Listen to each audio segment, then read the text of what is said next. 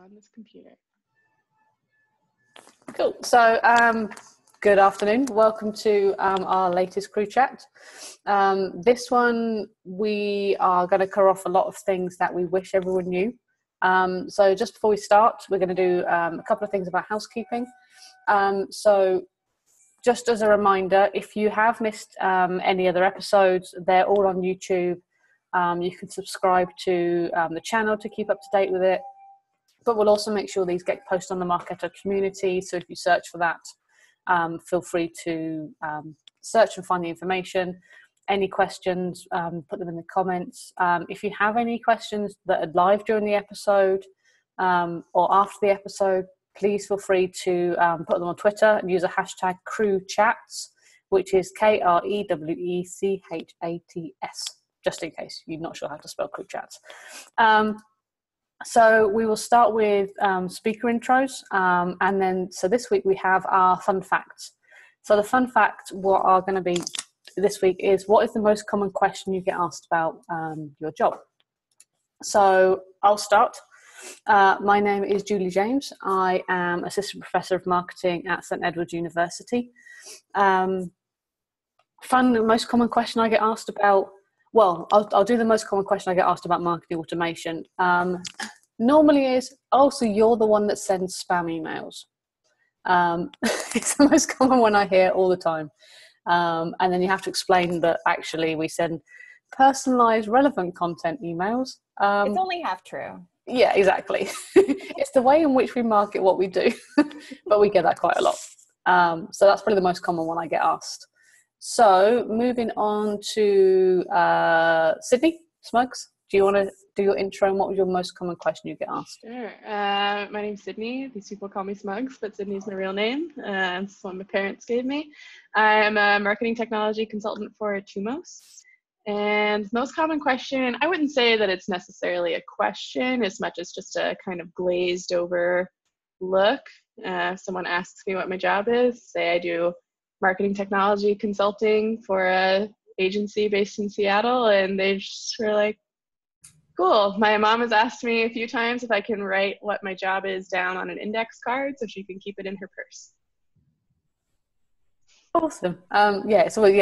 Stick the technology in there, they get really confused. Yeah. That's great. And then Jeff, same thing. And what was the most common question you get asked about your job? Hi, I'm Jessica Cow. I'm a Director of Client Services over at Digital Pie. And common question I get asked about what I do, I actually say the same thing that Smugs does, which is I'm a marketing technology or digital marketing. People seem to understand digital marketing, or they kind of relate to that a little bit more. And when I explain it, I'm like, when we track your stuff on Facebook and Twitter and LinkedIn and emails, and we track everything that you do. Yeah. And then I think they're like, oh, big brother. Yeah. Right. And as soon as you say digital marketing, it's, oh, you do social media, do you? Yeah, or SEO, I get that. Can you help me with my website? Yeah. I'm like, yeah, no. No, thank you. Awesome. So I'm trying to think who's in order. Jeff. All right. Jeff Krajewski, Marketing Automation Manager at AmeriCord. I don't get asked so much about what it is that I do in marketing. It's more so what my company does. AmeriCord blood banking for cord blood. And so it's taking the stem cells out of the child's cord and the cord blood and potentially the mother's placenta for future therapeutic and medical use. A lot of people like to talk about that a lot more than the marketing aspects. Awesome. Okay. Rico. Definitely the first time that we've ever said placenta on a crew chat. So it's got to be, yeah. On record with that or blood, maybe. There's probably a lot of I don't know. Blood's probably been there before. So if you're watching this at home, you should probably take a shot for the first time we say placenta on the call. And the 5 times after. Yeah. Yep. Enrico DeLeon, I'm the Marketing Automation Manager at AMRI. And short of the what do you actually do here question, the other question I get a lot is, what's a Marketo? And that's, the sarcastic response is always, that's the type of bird. But, To be fair, I try to talk to them and see where their comfort level is in, the grand scheme of things. And normally the answer revolves around how we impact the funnel, and that's they usually start to understand once they figure out that's what Marketo's role is in the scenario. Yeah, it's not just the fluffy stuff anymore. It's actually how much money do we bring into the business. Mm-hmm. That always helps. Cool. And last but not least, Jen. Hi, I am Jen DiMaria. I'm a senior manager of client services at Digital Pie. And I would say one of the most common questions I get, like post the glazed over look, is something like, oh, so you design ads, like you're in advertising or something like that. And I'm like, no, but I can help you track their effectiveness and determine how much revenue the ad brought in. But I'm not sitting in front of Photoshop all day. No, sorry. Not me. Yeah, that's definitely one of the most.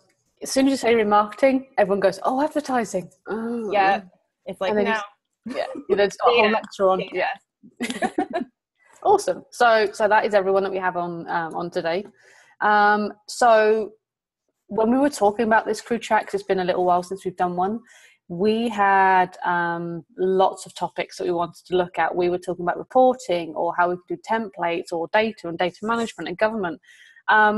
But what it really boiled down to is we get asked a lot of the same questions on a regular basis. So we wanted to look at what things we wish everyone knew, based on basically the regular questions that we get asked. So that those simple questions, if they occur with you time and time again, or if you find that you're asking them time and time again, hopefully they can all be addressed in one place. So it's definitely much more of an informal chat today.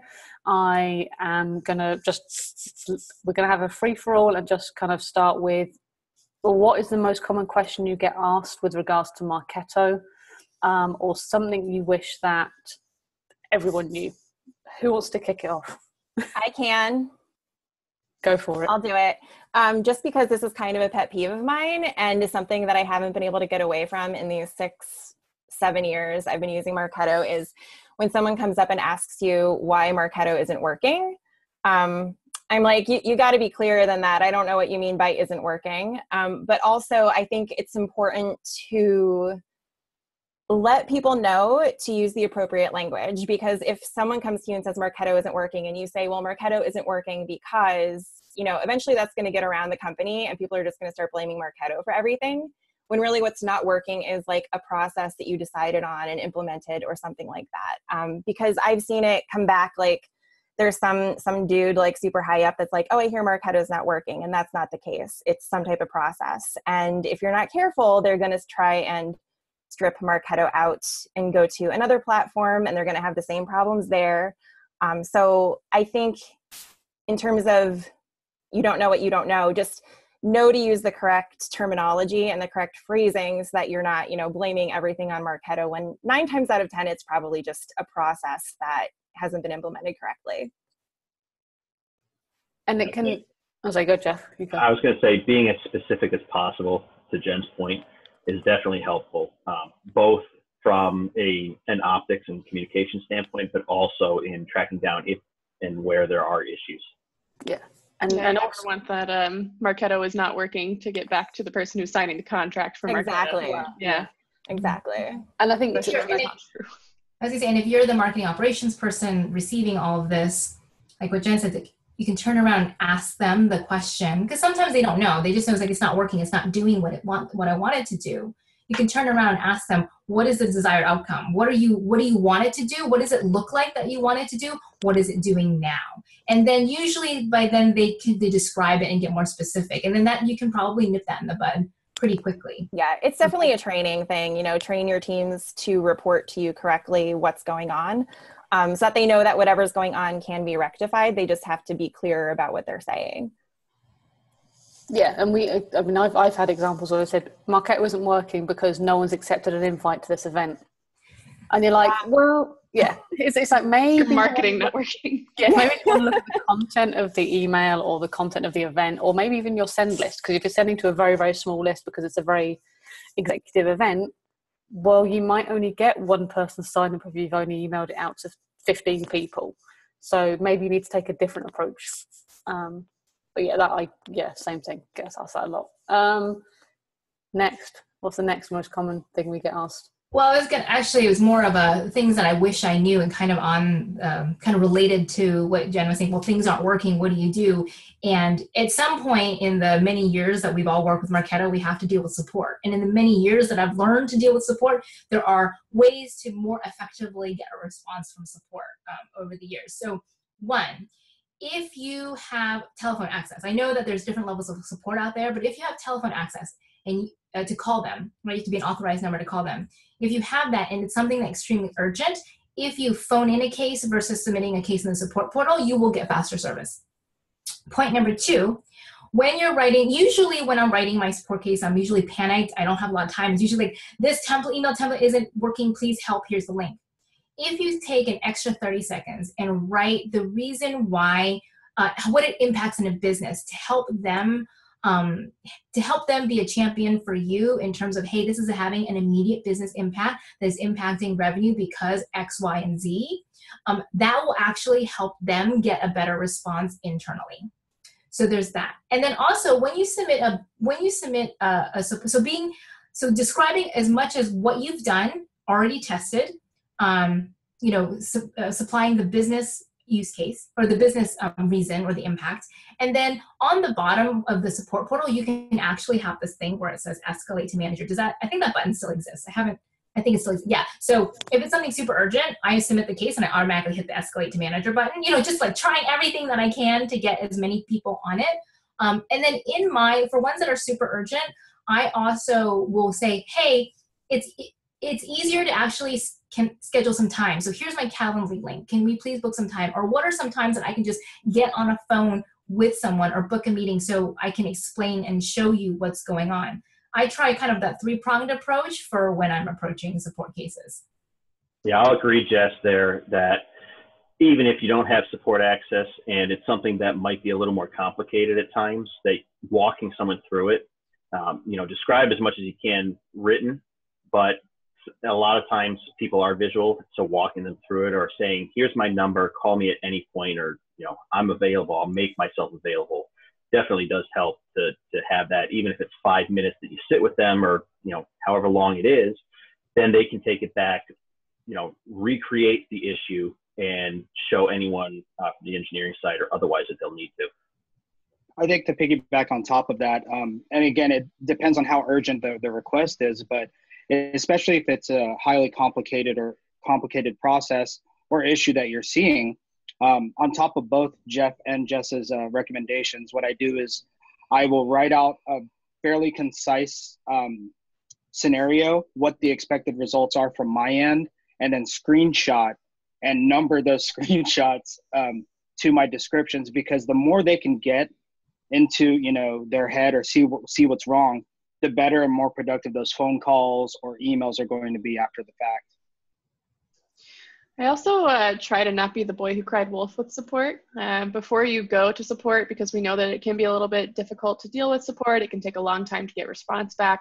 Make sure you've exhausted all of your options yourself, everything that you know how to do and everything that you're able to learn from the community. I would say even if you're at your kind of wit's end for how much you know about Marketo and how to troubleshoot, start looking on community and see if anyone else has had this problem. Make sure you check the status page to see if there's a system-wide outage that's affecting lots of customers right now, because support's really not going to be able to help you much if this is something that they're already working on.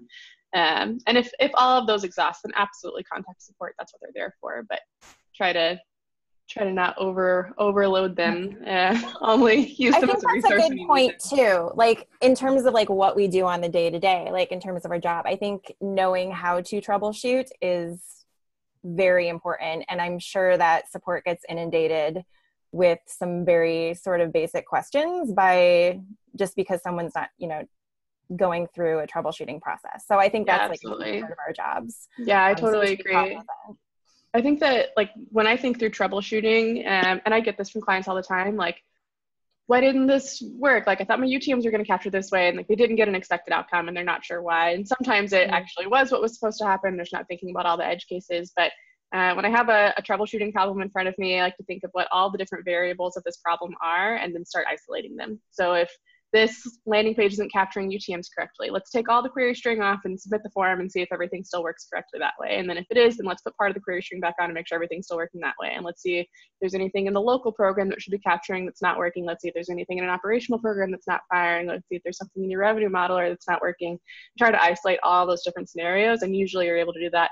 And activity log snooping is your friend. It can be absolutely overwhelming to try to comb through someone's activity log, but the combination of filtering the activity log down to what you're interested in at that point in time, and just taking a minute to look through each timestamp, see what each process that happened was when someone took this action, will usually give you the answer that you're looking for. And it does take time. It's not a quick process. It's not like you send me an email to troubleshoot something and sometimes in 5 minutes, yeah, I can figure it out really quick, but sometimes you're combing through that stuff for hours. Yeah, and oftentimes it's just a misunderstanding of how the architecture works. It's a little bit different than what you thought it was, but it was still there for a good reason. So sometimes just thinking through that too. Exactly. And coming back to the business impact too, that always plays a part on, am I going to take care of this right now, or is it something I can put off for a half hour till I'm done with this current task?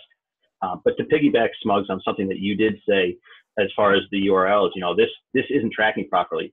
One of the things that I see a lot of times when I have others that I'm working with in a Marketo instance that might be a common mistake is adding the protocol. So HTTP or HTTPS in the URL.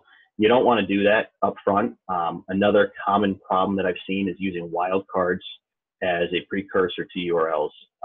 Marketo, for some reason, in most cases, will not allow that, or doesn't like it with personalization or other tracking. But wildcards, if you do use them, are usually tail end.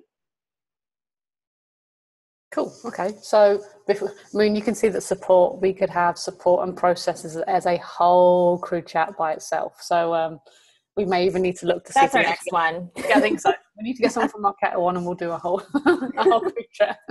That's cool. So, anything I can see that we've got a list of kind of questions of what we were looking at. One of the ones that I get and have had in the past is, but I don't like how the template looks. Can I change it? And it's like, well, we can personalize it in a way that is suitable for you, but without losing the brand. Because the whole point of, when you explain the whole point, obviously the email template is to keep the brand of the organization. And they're like, yeah, but my content doesn't fit. It kind of goes back to that process of, if you have a document that lays out kind of what the email looks like, all the different modules you can have, how you can have it laid out, the type of content you can fit into it, it should hopefully start to reduce those questions of, but my content doesn't look right, or I want it to look this way, or can I change the brand color? It's always an interesting one I got. I was like, I don't like that color purple. Can I have this color pink? And you're like, no. Pink is fine. Everything can be pink, but if it was the brand color, it would be amazing. Yeah. But if only. I would like everything purple, but hey. I think we all would. Yeah. Yeah, that's the reason we do this stuff. So I mean, that's one of the common ones I get of changing, and it's not just of emails, it's changing templates as well of landing pages, and I think it just goes back to that discussion at the start of when you make those changes, or when you implement a template, or even if you just implement any type of process change within Marketo, the way that Marketo's done, the way that you're sending emails. And I always bang on about this all the time, is if you have a process there and you have a document written down of these are the steps you have to take, or this is how the email is going to be laid out, this is what text we need on the landing page, it should overall reduce those questions. You may still get the odd one or two that start trying kind of slip through and say, oh, but I want it to look like this. But yeah, that's my take, is if you've got that documented of what your process is, or the procedure, or the design, or the layout, then they don't really have much wiggle room, which makes it easier for us. Processes allow you to scale, like you can be more agile that way. Oh, yeah. I totally sympathize with the marketer wanting the emails to not look the same every time too. I totally get that. So I think that it is nice to, if you have one of those email 2.0 templates that have all the different modules, if you can still operate from one template and be able to customize it a lot of different ways, it's nice to even build a couple different versions of that into your program template. So you can still present the marketer with a couple of different options if they're unhappy with the standard one, or the one we used last time, or the one we always use. Can we spice this up a little bit? And that can help kind of be a happy medium between the two. where you're still agile, you're still following a process, still consistent and aligned to your brand. And just to play on the documentation aspect, Jules, for internal teams on how you utilize this template or this tool. One thing I found that really works in the past is creating video tutorials, whether it's using something like Google Hangouts and recording it or otherwise Camtasia, other platforms out there, but having somewhere where you're actually recording someone walking through it. You can give someone this document, that's just brand new on the team, say, if you have questions, then come to me, or refer to the written documentation and then come back. But that can alleviate a lot of headaches up front. That's why I send everyone to Joe's Marketo Foo. Anyone has a question, it's like, go watch that if you're still stuck, or if it's very business specific, then we use the documentation. I was going to say, one thing that I do see a lot of times where people get really confused about is because we use the term an email template and a landing page template. And there's the Marketo email template, right? Where it's Marketofied with the modules, or guided landing pages, which is a Marketofied thing, versus I feel like a lot of marketers get confused where they say, oh, I just want an email template. Let me share this with you as a Word document. This is what I want it to look like a template where this is what I want it to look like every single time. I think those two concepts get confused a lot. So that's why a lot of times when people ask like, hey, I've got this email that's got to go out tomorrow. Can you change the template to look like this to this? And I'm like, that's not going to happen. And the analogy that I have found to work really well with people that aren't as familiar with Marketo is like, okay, if I give you a Marketo template, you have all these different modules. It's like, it can be like a transformer, but you can't, change this room. A room is 8 by 8 or 10 by 10. You can put whatever colors you want. You can put whatever furniture you want. You want to decorate however you want, but you cannot change the dimensions of the box. You can assemble the different boxes however you want, but you cannot change the dimensions of the box. And that seems to kind of help alleviate some of the questions when it regards to when they're kind of shocked at how much time it takes to change a Marketo template. And I try to use, the terms like, are you talking about an email template, like a generic email template, or the actual Marketo template that we're talking about? Awesome. Okay. So next question, I think Smugs has got a good one coming up. Yeah, one that I get pretty often is like, how good is my Marketo? How good am I doing at Marketo? Like, I've had Marketo for a little while now. I feel like I'm crushing it. Obviously, there's nothing here to see, nothing here to clean up. Everything's perfect. So it's really like a road mapping conversation, right? Like, what does a maturity model look like for Marketo? And I think that this can definitely vary company to company and business to business. And if you asked Marketo directly, they would probably say, well, we need you to buy all of our add-ons. And that means you're the most mature customer that you can be if you have Visible and you have Tout App and you have ABM and you have all these different things. And that's not necessarily true. I think that you should absolutely get as much as you can out of the base product before you start buying more add-ons that you'll have to learn and own and manage and implement. That will take a lot of manpower. So some things that I look at to see if you have them to kind of determine your maturity, right, are you doing lots of batch and blast emails, or do you have evergreen content running in a nurture that lives on and on and on forever? Do you have operational programs in place? Are you doing scoring? Do you have a revenue model or a lifecycle processing that's passing only the right leads over to sales? How are those leads converting? What are you doing with them after they get recycled? Are they going back into marketing? Those are the kinds of things that I would look for to consider you a more mature Marketo customer. And also, what kinds of reporting are you doing? Like, how are you enabling yourself for reporting? Are you tracking things correctly? Do you have hidden fields on your forms that are pulling in your UTMs? Are you tracking them with a cookie so they're persistent if they don't fill out the form the first time they visit your website? Those are some other things I would look for. So I think it's hard to give you like a Marketo grade, but you can sort of get to a grade, and it's all different depending on your business process and your use case. But that's one that I get a lot. I don't know if you guys get that too. Well, I don't get it a lot, but do you find it difficult when someone, like, if you take on a new client and someone comes to you and says, my instance is amazing, we're doing all this great stuff, and you look at it and think, how like you might be better off just starting again. Burn it down. Yeah. I think that a burn it down is an aggressive approach. I wouldn't say that I often have clients come to me and be like, everything's perfect, I just wanted you to check this out just in case. Like, usually if you're approaching a consultant, it's because you think something is wrong. But I will often have a client that's coming to me and saying like, hey, I know that like our lead source tracking is broken and we want you to work on that. And then I'll get in and realize like, oh, well, your lead source tracking is broken, but also everyone in all of your nurtures is exhausted, and your transition rules are broken, and you don't have lifecycle processing set up. And there are actually a lot of things that we could be working on that are probably making more of an impact than this lead source thing. And people usually take that pretty well, so that's all right. I've had maybe one or two people get upset about stuff like that. Like and understandable, right? Like Marketo's all of our babies. So, that's totally true. Yeah. But yeah. If you have a client that's like, they're the Marketo person, and this really is like their baby, it is hard to come into someone else's house and tell them it sucks. Yeah. Your baby's ugly, sorry. Yeah. That is always the hardest part. It's good, but so Jeff, what questions do you get asked on a regular basis? Sure. So a lot of times you'll have the stock campaigns or, call them fulfillment campaigns in the back end, and people come or go in themselves, set up new ones. And all of a sudden you get folks coming to you, whether it's sales folks saying, hey, why did my prospect got 2 emails? What the heck? And then, there's certain circumstances too, where they send a sales email on top of that. Things like that are a daily occurrence at times when working with newer instances, spinning stuff up. Conversely, you might also get, why didn't they get this email? So there's a lot of things to look at there. Firstly, communication limits. How many a day can they get?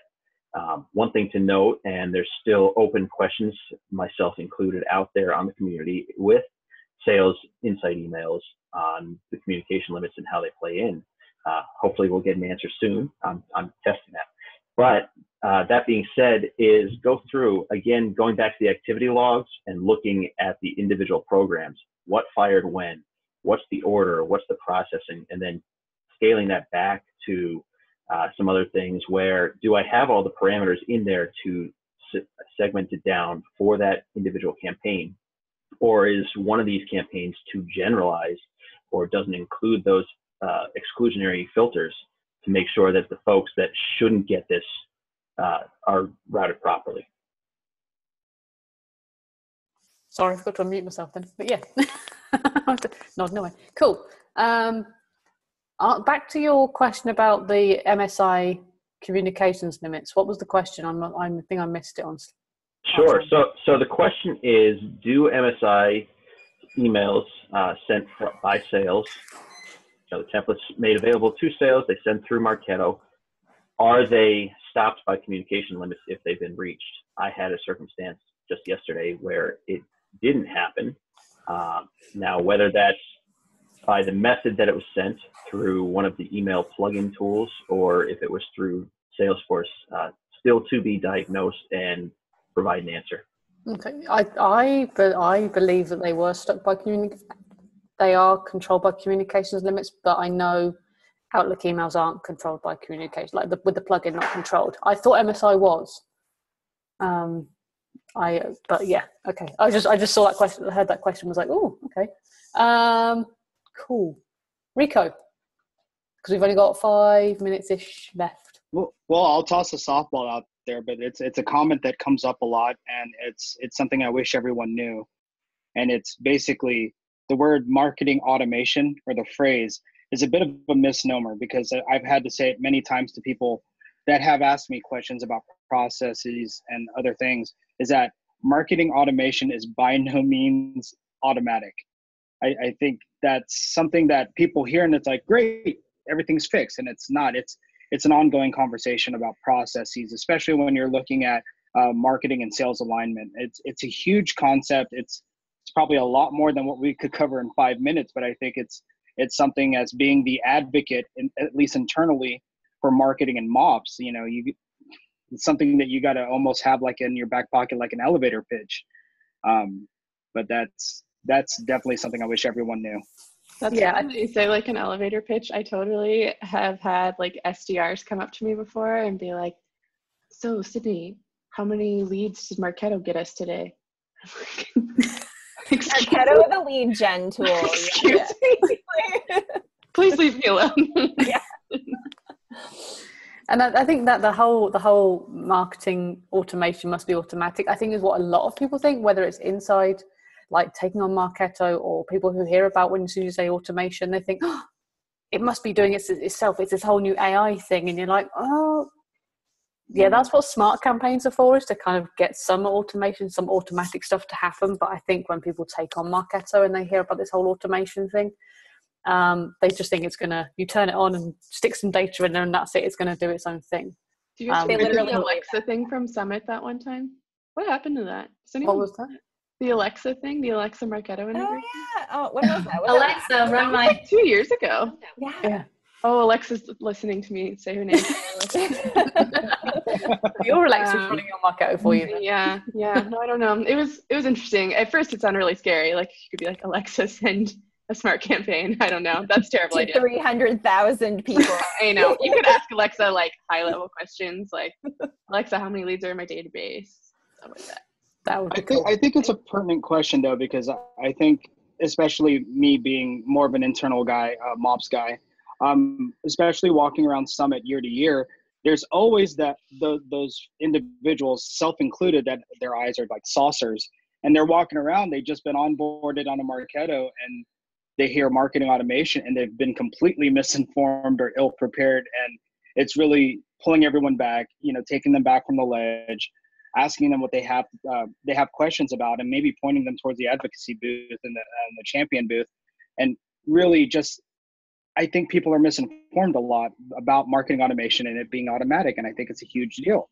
I think I see that in job descriptions, where the job description is you have to do all of these different things. And this one line item that says own marketing automation platform Marketo out of like 20 things. And I'm like, dude, that's like 3 people's job. All of these things, own marketing automation is at least 1, if not 2.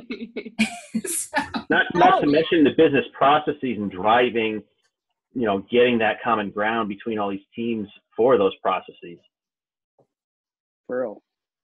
Yeah, I've had experience with a lot of people who think like they buy it and then they turn it on and then they're set.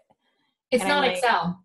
Yeah, I mean, honestly, that's a failure of the Marketo sales team, to be totally honest. Sorry, Marketo sales team. But if you're someone who doesn't have the team to support something like Marketo, and you really just need to use it to batch and blast emails, like I think Marketo sales will often say like, yeah, Marketo's great for everybody. It's great for small businesses, whatever. And that's really not true. Like you're kind of wasting money. You should just get MailChimp. If that's all you're going to use it for. Well, yeah, just if you're batch and blasting MailChimp, 100%.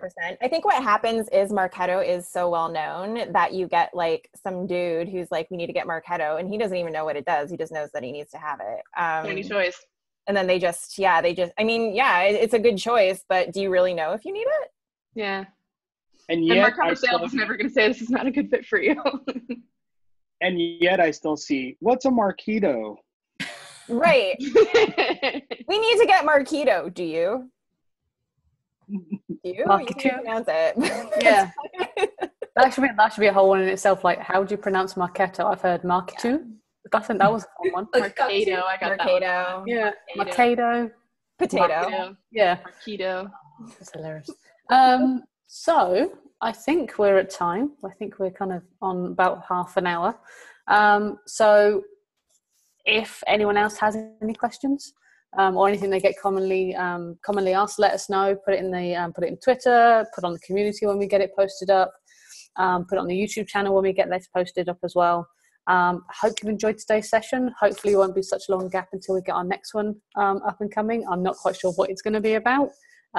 Could be around support. It could be around ops.